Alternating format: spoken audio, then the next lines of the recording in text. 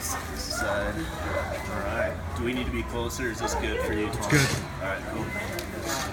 All right, sitting here with Billy Strings. How are you today? Good. Yeah. So over the last couple of years, you've kind of gone from an up-and-coming, unknown bluegrass scene to somebody who's become a little bit of a must-see in festivals and clubs across the country. What's that transformation been for you, like, personally? Just busier. So just playing more gigs, always out there doing something. So yeah, I don't know. Doesn't feel any different to me because I'm always just working. So it's just, I don't know. It's been kind of a dream coming true for you a little bit? Absolutely. Yeah, I mean, I'm really humbled by it. You know, it's like, I don't know. I don't consider myself, you know, there's so many great musicians out there that I get to hang with and rub off on and learn from. And so I don't know, man. To be in this position is just kind of like a, honor. Let's talk about one of those musicians a little bit. Don Julin recorded a few albums with, kind of a mentor to you a little bit. Yeah, absolutely. Talk about that musical relationship. Yeah, so Don and I met a couple years ago in Traverse City. I moved up to Traverse City, and he's like that's his town, man. You know, as far as he's the dude. He's the music dude in town, and excellent mandolin player. You know, he's very steeped in jazz, dog music, and anything. You know, Frank Zappa and shit like that. But yeah, we played for a couple of years together, and definitely, you know, I wouldn't have been able to do any of this without Don's help. You know, in that he kind of showed me the ropes as far as the business side of it goes. You know, because I've always played music, but I didn't know how to make a living off it, you know, and so Don kind of, like I said, showed me the ropes in that way. You guys cut a couple albums together. How old were you when you guys did your first one? Oh, well, I don't know. I mean, I was like 19 when we started playing together, and we did that for a couple years. We made 2 albums, both of which we just recorded ourselves. You know, Don, as well as a awesome mandolin player and instructor and performer and composer and all of that, but he's a excellent engineer as well. And he's nerdy about all the cool microphones and shit. Like, he really knows his stuff. So we just recorded those albums like in his basement, and there was one that we did that has a lot of live stuff. So I don't know, but that was all Don, man. And yeah, I think those 2 albums, they sound good as far as just the sound. So Don, he did a killer job at that. And recently, you kind of set out on your own. Yeah. No longer picking it down on a regular basis. You're down in Nashville. Yep. What's that been like for you living in such an incredible music town? Well, over the past couple of years, I've played at all these music festivals and stuff, so I meet all these people and I make all these friends, you know, and so it's like, we'll be in Connecticut and we'll see our friends from New York, and then we'll be in, you know, somewhere, and we're all just crisscrossing the country, and we run into each other, you know. Be like, oh my God, I got the night off and the Dusters are in town, like, put me on the list, you know, I'll sit in with you guys or whatever. It's just crazy, but Nashville is where a lot of those people who I've met over the last couple of years, that's where everybody lives, you know. I'm a young dude that plays music, and that's where all the young people that are into music live, man. It's incredible. Nice. You were just talking about sitting in with the Dusters a little bit. I noticed that last tour you were on, it seemed like you were crisscrossing the country with both the Dusters and Green Sky. Like every couple nights you'd be in the same city with them and hopping up on stage with them. It was crazy. We stopped in St. Louis just to get a room. We were on our way to Des Moines, and so we got a room in St. Louis just to like crash out for the night, and I was just looking at my phone, and I was like, holy shit, the Dusters are in town. So I texted Panda, and he put me on the list, and we went and saw them guys. And then that was just a blast. Partied with those guys and picked a little bit. And then the next night, we played in Des Moines, and we found out that Green Sky's there. And that was like a couple days after Grand Rapids, where we played in the same town. So yeah, it's just crazy, man. So aside from those guys who, you know, are close friends of yours, like who are some of the other pickers that you gotten to play with over the last couple of years that really stand out as highlights for you, people that you've looked up to over the years? I would have to say the McCurry boys, man. Dell, Ronnie, and Robbie, and Jason Carter, and Alan.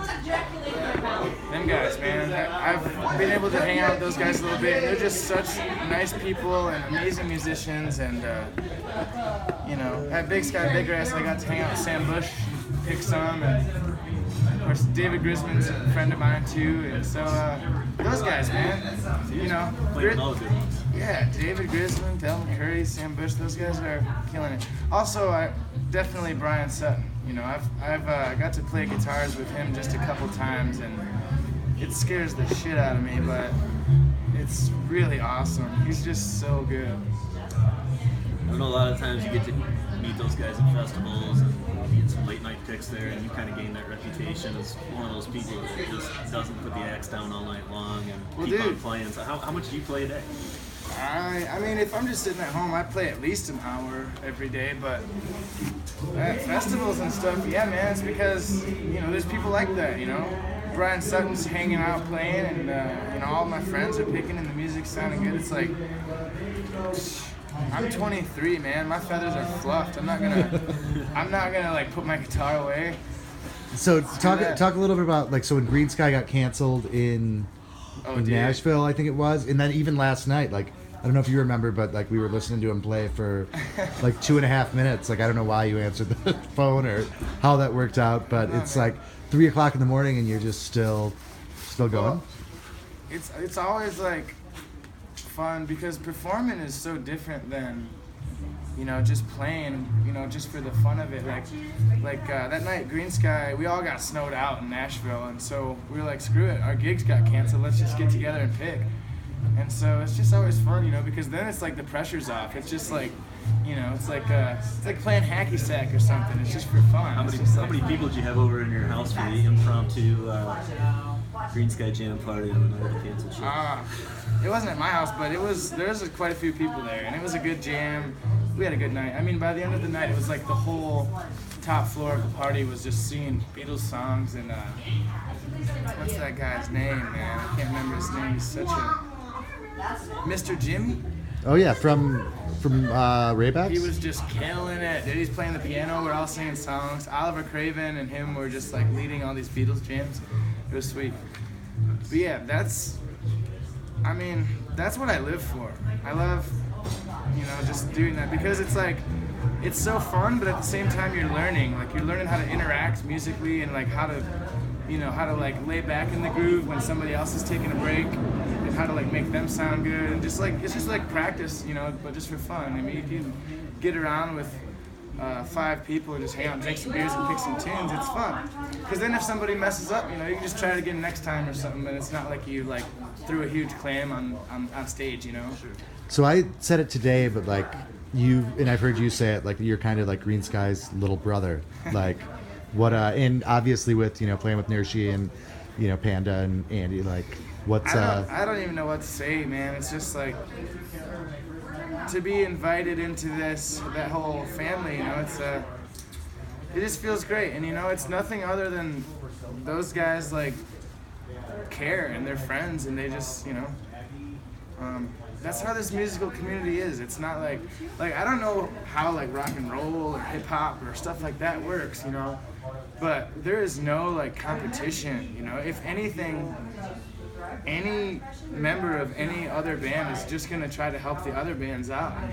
There's not, like, you know, that, I don't know, there's no, like, competition there. It's more like we all kind of are in this together, and it's a big musical family, and we all just help each other out. And for me, you know, like you mentioned earlier, yeah, I'm kind of an up-and-comer, I guess you could say that, but just to be invited, you know, to play on stage with some of my heroes like that it's a huge honor, man. And it's, you know, whenever something like that happens, I just kind of, holy shit, that really happened. But then I'm so much more excited for like the next cool thing that's gonna happen. Then I'm like that was really cool, but I can't wait till like something even cooler happens, you know. So it never ends. It's just like you're always hungry for more. Talking about Green Sky a little bit, and you mentioned the Michigan scene. I mean, you got like Lindsey Little Flatbellies, Josh Davis. Who are some of the other artists that some people might not know out there? The Accidentals, man, from Traverse City. They're badass. And Seth Bernard, you know, and Seth and May, and of course I don't know how much they actually play together, but I know Josh Davis is out doing his stuff. Definitely him, for sure. He's kind of a staple, but stepping in it, man. Just get the albums, or, you know, that shit's just great. But yeah, I really feel like stepping in it, and Green Sky and Seth and May, and like the Flat Valleys, you know, the go-rounds, that whole crew is just that, they embody the essence that is the soul of the Michigan music scene. You know? You think they've really got something kind of started there right now? Definitely. You know, it's like, I love Michigan, man. I mean, it's my home. I was born there. I will be buried there, you know? But the scene there is so cool, and I'm a hardcore bluegrass dude, I like to think. You know, I really just like playing bluegrass a lot. And there's not like a lot of bluegrass pickers up there, but there's a enormous amount of amazing songwriters, and it's just crazy. Like the music scene is awesome in that, you know, people will show up to the show and like support. There's not a lot of like bluegrass pickers up there, but if you like have a concert, like people will show up and like dig it. Kind of like Denver, man. It's like the same, or you know, Colorado in general. Just like people show up here and they just love music, man. They love it, you know, and it's so cool for us because we're up there because we love it too.